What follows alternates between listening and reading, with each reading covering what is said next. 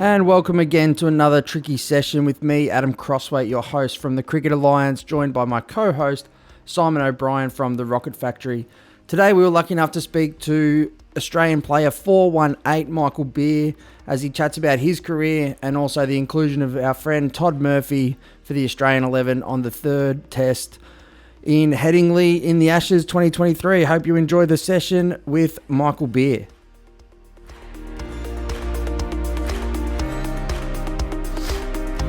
Yeah, great to be here. Great to be here and having a tricky lager.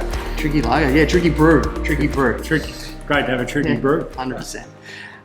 Mate, I guess the Ashes going on, Aussies up 2-0, and now one of our mates, Todd Murphy, got the nod with Nathan's injury. Just wanted to handball to you. You've obviously had a lot to do with Todd as a spinner, both obviously at St Kilda and just in his development. So I just wanted to, hand over to you on your thoughts of him getting picked and his rise into playing for Australia. Yeah, it's been great to watch. Obviously, we all saw what he did in the subcontinent, but probably prior to that, how it's come pretty quickly for him. He's always been a hard worker. It goes back to I first met him in the Victorian junior pathway where his dad Jamie, who was a very good cricketer himself, would drive him down after school on a couple of nights a week, and it'd be a 4-hour drive from Echuca, Moama, whichever side of the border he chose to live on. I'm pretty sure you're going to make sure he's Moama. He was New South Wales when he wanted a licence and Victoria to play cricket. Yeah. So he could get that licence a year early. So he did that, and he'd come down and he'd stumble out of the car and then he'd go to work. And that was the key thing. From that day on, from those early days, you could see he had the work ethic. He was always challenging himself, and he'd achieve his goals. So it was very evident early to me he had what it takes because he always wanted to improve himself. Todd's rise came very quickly with only 4 or 5 first-class games under his belt. Yours pretty similar. Take us back to, we'll take us back to 2010 when you took the move over to WA and tell us a bit about how that first move came and then the rise through the WA ranks. Yeah, so probably spent a lot of years toiling as a junior in cricket, bowling swing. That never worked because I never had a fast twitch fibre in my body. So which again is pretty similar to Toddy. So do you just become a failed medium pacer? Pretty much. To play Test cricket as a spinner? That's it. There's a few of us like that, but that's how it worked. Went to St Kilda at age 18 and sort of applied my trade there through the twos and with some great people around me, a very strong club and how to play the game and how to go about it. One of the biggest bonuses back then was we had a stable full of state cricketers who I don't think trained or had the schedule what first-class cricketers did today, so they were always at training most Tuesdays and Thursdays, so always bowling to good players in good conditions at the Junction Oval. So I test a lot back to that and the environment I had at St Kilda over those number of years. I remember thinking to myself in my early 20s that once I knew I started to be successful in Premier cricket, that hey, imagine being a first-class cricketer. Imagine having that opportunity of being a professional athlete for someone who, again, probably the furthest thing from a professional athlete, but having that opportunity, and that was something that sort of burned inside me. I worked pretty hard to try and get there. There were times I thought it wasn't going to happen. I got the back of my last year at St Kilda at that stage, and there was a lot of phone calls going on. I had a phone call from South Australia, which actually, if you look back, they ended up giving their come along and train to Nathan Lyon at that time. I had a phone call from WA who, don't know if I'm allowed to say this, but back in those days you could go across and be 12th man for 3 or 4 games and you get upgraded into a contract. So I was in the process of negotiating one of them and probably moving and leaving with a little bit of guarantee but not much. And then I got last hour phone calls in a lecture at uni to come to sign on minimum chips pretty quickly in sort of the back end of April, and by June I caught a flight over there and by Christmas was in the test squad. So it happened, those 6 months happened pretty quick. I remember Matty Innes, who was our fitness coach, who a lot know about his cricket career and now what he's doing at the Western Bulldogs, but he was amazing because again, I wasn't up to physical fitness to be a professional athlete. I could definitely bowl 40 overs, but that was about it. So a lot of credit went to him in those 6 months. And then I was in the WA side where they kept playing Mitch Marsh and he kept breaking down. So I kept getting a lot of overs in the games we played. And one of the big ones was the first tour game. Yeah. England always played a tour game at WA. And so you, with that one, you played and took 5, right? I think I got all the right-handers out across both innings, even though I think Kevin Peterson had a big night out and was trying to switch hit me over to Gloucester Park. But that's what I read in the scorebook. So I think that put me up in highlights. When you're in that environment, you sort of know where selection's picking. There was an A game which they chose Stevie O'Keefe to play down in Hobart. At the same time, I was playing a game against Victoria at the MCG, and Greg Chappell won. He came up and said hello and a bit of a chat, which I was surprised he even knew who I was. And then he pretty much said, "We love what you're doing. Keep doing it. You're on the radar," sort of thing. Australia got punished against. First test was a draw. Second test, I think England won pretty easily in Adelaide. It was Xavier Doherty, who was the selected spinner again, the left armour for their right-handers, including KP. So the next step was me, and I got included in the squad for Perth. Was that on the back of the Warney article? Because that was after the third test, the second test, that came out. Yeah. And then all of a sudden, everyone was going, "Who's this beer bloke?" So Warney wrote an article two days out, a day out from selection, and the more I look back, the more knowledge that he's very close with Ian, who is brother with Greg. So I think Warney knew I was getting picked, so here's a chance to write one. But what he actually wrote in the article was, "Play me in Perth. We're not going well. You've got someone who has done well. They're horses for courses, so play me over there." So that's where the article came out. I was actually reading the article when I got selected, but that's a different story. I was rooming with Lou Pommersback, who had been in a bit of trouble off field, and he was telling me it was good to be in the paper for a good reason. So there's a few things happening. We're playing a Shield game at the Gabba, and I was lucky enough to get the tap on the shoulder from Jamie Cox and Mickey Arthur after the lunch break on day 1 or day 2. It was pretty interesting how it all happened. So they just tap you on the shoulder and say, Well, get ready, you're playing. I had my lunch. I thought, I want to read this article. Don't want to show the boys I'm reading. It's in the Courier Mail in Brisbane. So I grabbed it. You're hiding in the corner. Oh, no, I went to the toilet. Went to the toilet, read the article. Thought, yeah, this is all right. Come out, and there was a vibe in the room. I remember looking at Ronk, and he had a grin on his face, which he did most of the time. And a few boys had a grin. So they all knew. They were looking for me. And no one knew where I was, but I was in the toilet reading my own press. So not much changes over the years. But then I walked down the hallway at the Gabba towards the viewing room, and then they came towards me, tapped me on the shoulder. This is the process from here. Mickey Arthur's like, "Go grab your phone, get out the back where the nets are, get on the phone to all important people." So I did that. I remember Mum was at work. I rang Dad, rang my future wife, rang my girlfriend who became my future wife. Still is my wife, thank God. Rang her, she was this has come from nowhere, a bit shocked. Rang Dad, he was very proud. I rang Mum and she said, "Did Mitchell Johnson get picked?" Because he was pathetic last test. So that probably shows the environment I grew up in as well. And then put my phone away, played out the rest of the day. I remember facing Chris Swan from the Bulls bounced me, one of the last balls of the day. I was in sort of at the end of the day and wore one on the glove. And he came up and said, "I'll barrack for you next week, but I might try and kill you now." And everyone laughed. But yeah, just everything that sort of happened from there was pretty full on. And these are things Todd, I guess, is experiencing. One thing about it is I think it's different at home compared to when you're away. Saying that, obviously I'm probably comparing it to the tours I went on where, hey, you don't read the news and that, where obviously the tabloids in England's a bit different. But in saying that, I guess around the media and the hype that you can get thrown into, the way the media works these days is you get to pick and choose. So Todd can read into it and get involved in the hype, which it may work for him, or it can add lots of pressure. When, in my example, I was sitting there, part of the test squad for a couple of weeks until I got to go. And every ad on Channel 9, I couldn't watch Channel 9 because it was all about the test career. You just couldn't put it, just trying to park it aside. So that's something that sort of comes along with that. I actually spoke to Nathan Horrocks about that when he debuted. He did overseas, and it's actually a cool spot because you're so insular with your team and travel and buses, and you're sort of away from the public. So Yeah, I guess you sort of say there, it's like you got that initial tap and you sort of go, right, this is happening. Yeah. As it gets closer, does it get easier or does it build and build and build and you sort of feel everything just get heavier? You do feel it get heavier. The hardest part for me initially when I got to Perth was meeting. I hadn't even played against half the Australian squad at the time, we obviously know. So meeting Michael Clark, Ricky Ponting hadn't played against him, Shane Watson on my plane with Ryan Harris, hadn't met them, all great and how they handled it, but it was a bit daunting, I think, to be honest. 1 minute, they're legends. Got in a little bit of trouble that I was tweeting mates in England during the first test saying, you blokes will never get Huss out, you're no good, or something like that to a mate. And obviously, bang, the press picks up on what I've tweeted, put that everywhere. Like, I know.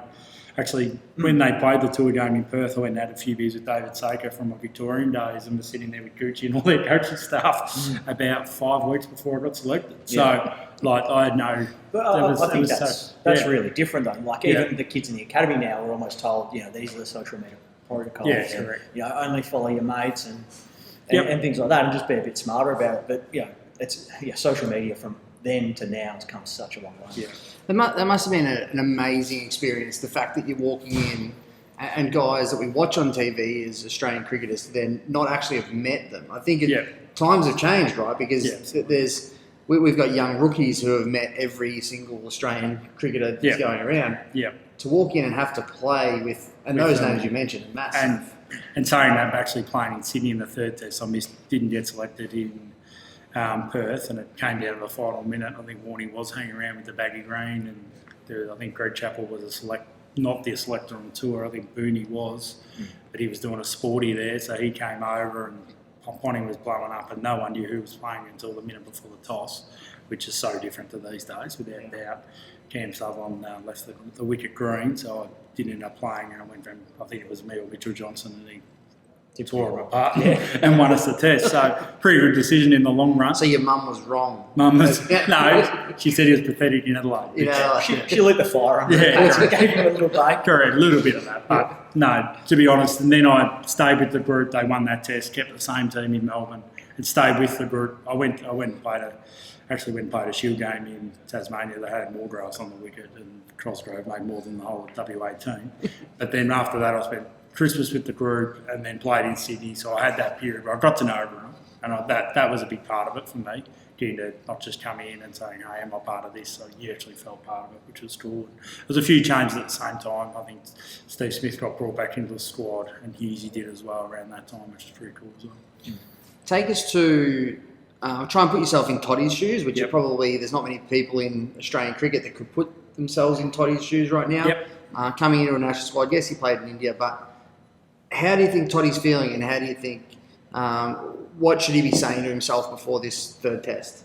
I think the one bonus of it, he probably knew the moment Nathan Lyon came off the field in day one of that test match that, you're playing next test, and knowing the support staff and Andrew McDonald, they would have been, and George Bailey, their communication's very good, and I think they would have told him how it was. Get ready to go, and he's had that time to probably go through that cricketer's thoughts of, am I going to play, am I not? The conversations when you're on those tours are prepare like you're going to play. I did that. I went to Sri Lanka where Nathan Lyon debuted and took 5 over. Well, I knew I wasn't going to play unless they play on both spinners. So you can prepare to play, but deep down I was there for a bit of a holiday and try and get fit.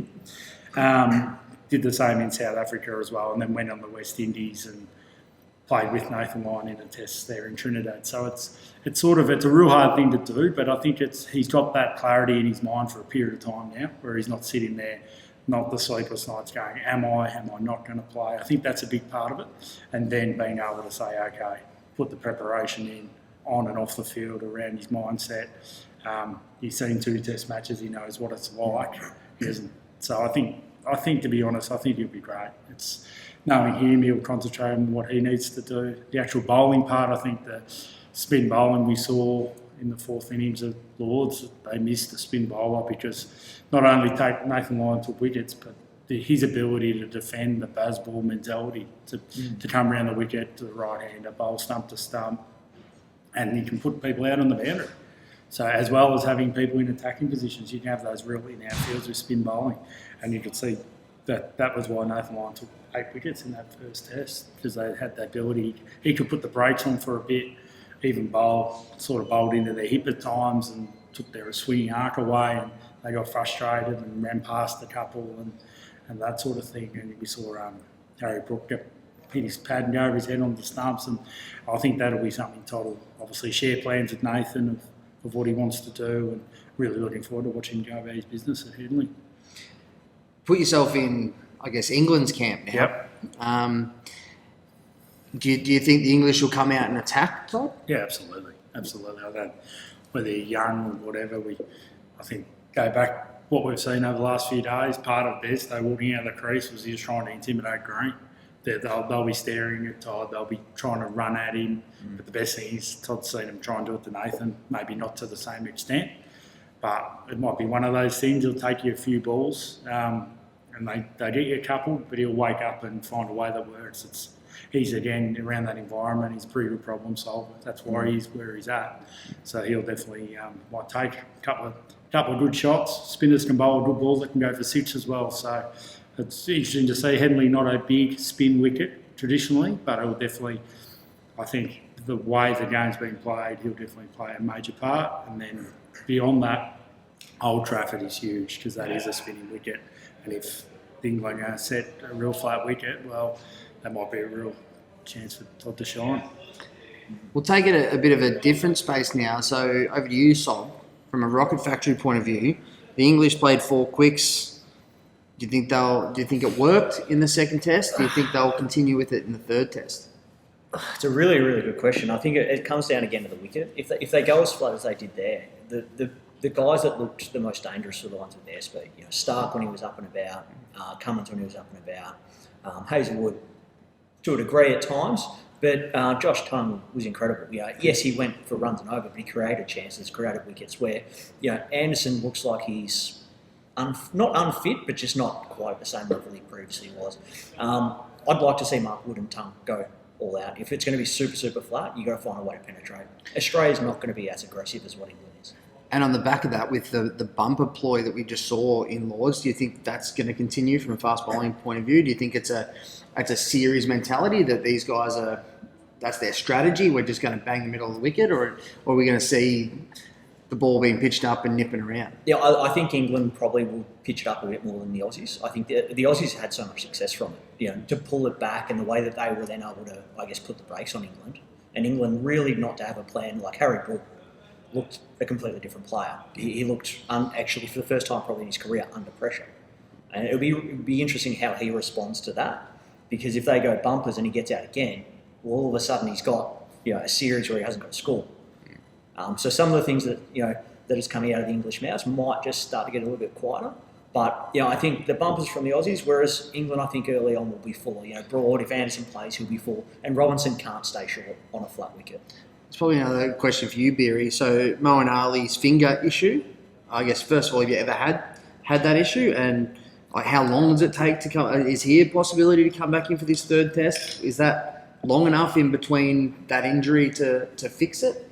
And how do you fix it? There's not a lot of people, I guess, listening that would actually have had something. Yeah, so basically what it does is tear a hole in your finger. And as you know, when you take skin off your finger, the next layer below is more tender and tender. So that's probably what it is. I think at times during that test, he may have patched it up with, I think at times he bowled a really good ball to Travis Head, I believe, in that first test. I reckon he was using things which you sort of can, super glue, just give it an extra layer, but then that's going to come off. So be interesting to see. We'll know if he's bowling in the nets. I think that'll give us good indication. I think he will want to play him because he just adds that different diversity to their attack. Does it take long to come back from that? Is it like a... I think it just depends how you heal and how much damage you've done. You don't know. Normally what happens is when it grows, it's a tougher skin. So then you've created almost a callus that's protecting. So that'll be really interesting from there. Yeah, from balls around the world. Because obviously the Duke's ball's got that bigger seam. The Kookaburra's got a very sharp seam early on. And you bowled with the new ball, white ball, quite a bit. Do you find that different balls around the world have different impacts on your finger? Absolutely. My biggest issue was club cricket with the regulation ball. I used to, actually my best year at St Kilda, and I know this for a fact because WA were actually watching me in the nets at St Kilda after second Second game, and I was bowling little seamers because my fingers were too sore because I was bowling all weekend. So that was sort of something. They've got the bigger seam, and as you go into the higher grade in Australian cricket, the turf ball's got a beautiful seam to bowl spin with, and then obviously England's got a different one. But the other point is he was bowling with White Kookaburras in IPL for the last 12 weeks going there, and then he goes to a ball and he's got to bowl more than 4 overs. Yeah. That's just the workload, same as you see with quicks in their body. It's almost your fingers are the same. We'll change tact a little bit. We're talking white ball cricket. You had a massive white ball career. Did you rather the white ball over the red ball, or is it just the way that I guess your cricket ended up? I think it's the way my cricket ended up. I really enjoyed first class cricket and the ability to think and create, trying to get a wicket more than the tactical side of the white ball, and especially the end of the T20. I really enjoyed that, and obviously I was able to create almost a ability to be variable where I could bowl at the start or at the end. I think in T20, which made me pretty valuable at times. I think from a T20 perspective, you played 71 matches, took 50 wickets, but you had the average of 32 in T20 cricket. But for me, the thing that massively stands out is an economy rate of 6.6. Yeah. I used to say pick 5 of me and you win. Yeah, there you go. 100%. It's not a bad... It's a number, from a numbers perspective, Yeah, 130, 135, yeah. You won't chase many in the field. Yeah. The fielders won't be Yeah, mind you, if we had 5 years... wouldn't bat deep. there'd be a lot of easy singles being snuck into cheeky threes. But I guess from a junior development situation, how do you teach these days? And you're obviously a very good coach. That how do you teach the difference between red ball and white ball cricket for some of these young spinners? Are you teaching them to spin the ball hard? Are you trying to dart the ball in? What's the situation in how we teach these young spinners coming through? I think my biggest asset was I knew my skills, so I tried to execute that to what the best plan I could. So, for example, I was never a huge turner of the ball, so I wasn't going to try that. So I was obviously going to use this as who I'm better matched up against. There were times, for example, I'd be bowling to 2 batsmen and I'd make sure in the power play, for example, I'd bowl to someone like Matthew Wade, I'd bowl it with 2 fielders out in the deep, hoping that he's hit a single, so I could try and hit Aaron Finch's Pat, who's at the other end, and I'd attack him. So just being smart around that. How we coach it, simple. You create an environment where they get to practice it and train it and say, right, this is the first 6 overs, where are your 2 fielders, put the pressure on the batters and create that environment, and then get them to reflect and say, that worked, that didn't, and then from there, hopefully they get in a situation in a game and go, well, I know that doesn't work. Why and not? And then being able to actually bring it out in a game. That's the best way to coach it. Put them in the situation. I guess you're lucky because you've had a support network to help you teach that, and Toddy's very similar. Sort of, How did you get to that sort of level of knowledge, and how did you sort of start to go, right, that's how I think about getting people out? Because really, you can be an incredible bowler, but if you don't have the right plan or the mentality, I think it's all, it probably goes back to me, is just I think about the days where I wasn't successful. I'd reflect on, go, well, next time in that situation, what could I have done differently? Or what did I get wrong? So a bit of negative, but that's that reflection part. I know a lot of good cricketers use diaries and wrote down stuff so they can go back on. I'd reflect in my mind. Some of it would be it just be ingrained and I'd do it. I didn't realise over a period of time. But a lot of it, I'd think back to, hang on, I remember a situation where this occurred. Well, what am I going to do differently and go from there? So a lot of just learning that. And it's probably from learn experience, but hating being competitive and trying to work out how I can get to that next level. Almost put it back to growing up and playing a video game. Well, you're not going to keep doing the same thing over and over. You're going to do something differently to go to the next level. It's very similar in the problem solving of cricket. That's awesome, mate. And thank you for joining us today for the tricky session. But just to, I guess, finish this up today, the Aussies are 2-0 up, 3 tests to go. How do you see the final 3 tests going? Are England still a chance? If the Aussies got it wrapped up, where do you see the series going from here? Very tight. I think the next 2 tests are just as important as the first 2. I think we're going to see some great cricket. The bouncer stuff's going to be interesting. I think conditions are going to play that real big part. So I know the bouncers will be used at times, but I'm hoping the wickets, I think it's in England's favour to create a bit more sporting wickets rather than batting friendly, because then they can throw just everything at it, which I think they're in the situation they've got to do. That might hurt Toddy, because I think there might be a bit more grass on it than what we've seen. But in saying that, I think the English weather above the ground plays a big impact with that, with the overcast and the ball. So I think Australia, they've got the depth that probably England doesn't have. We're talking about bringing bowlers. It'd be interesting to see. I think the last test has taken a lot out of both bowling units to see whether Wood comes in, whether Moeen Ali comes in. I'm interested where the bowling's going to go. I think it might be a pre-planned plan. The bowling might go ahead of Hazelwood in this test because he's played 2 back-to-back, and this one's pretty close, so give him a bit of breathing space. Then obviously with Todd and see how Cameron Green pulls up as well, I reckon don't be surprised if you see a lot of changes coming into this test. But I think conditions will play a massive part. I'm hoping, I'm pretty certain Australia will win one more. Whether it'll be this one, whether it will impact, I don't know. I think England do have the ability to win a test match. Just when that is, I'm not sure. It'll impact on how they play the conditions more than anything. Yeah, look, I agree. And you touched on something that I was sort of thinking about before you answered. I think the mental fatigue and the exhaustion of players, like both of these tests have gone super deep in both of them. And I think that at some point there's going to be a breaking point, and one team's going to break, and I think it's going to be from a mental perspective. Whether it's this one or later on in the series, but I think at one stage we'll have a test that will be a complete whitewash. Hopefully it's our way, but I think that, the players will be starting to really, really get tired. I think there's 2 things there as well. I think that first of all, as you've touched on, Beery, the strategy of where Andrew McDonald and his coaching ability will come into it here is how they've planned this out, and how that they do have the depth, the Aussies. I think they can bring in a Boland and you don't lose much when you change. So there's no doubt in my mind that that's where a lot of the genius from the coaching perspective will sit with McDonald. And I agree. I think there could be some changes. For me, I see being 2-0 up, the Aussies have got almost a bit of a free swing. They've got a free swing here to be able to just go, hey, let's put caution to it. Let's heap a lot of pressure onto the English. And as you said, so there's a breaking point, and I think the English are pretty close. Like they're whinging, they're upset. We're 2-0 up in England. Like they're only going to cop a lot of grief. And I think the Aussies are a mature team. I think they're really well led. I think it could turn into a whitewash. I see us winning this 3rd test and winning the Ashes. And from I guess a Victorian point of view and a St Kilda point of view, we hope that Toddy obviously is the man that bowls us to victory. But